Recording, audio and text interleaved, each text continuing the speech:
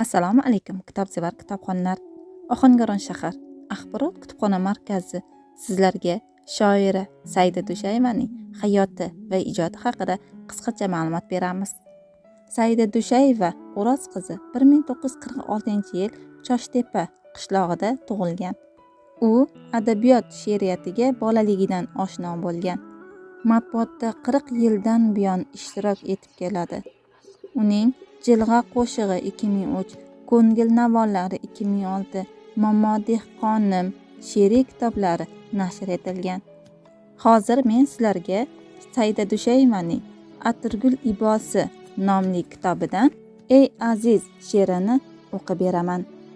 Yozganim kim uchun o'ylayman ba'zan.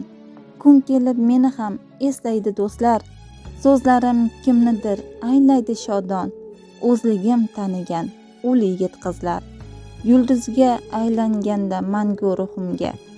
Kimdir duo qilgay alqayda kimdir.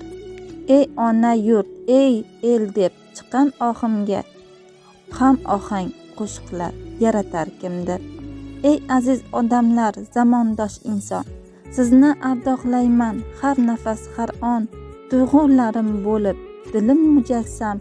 Har go'yo tuproqdan olaman ilhom.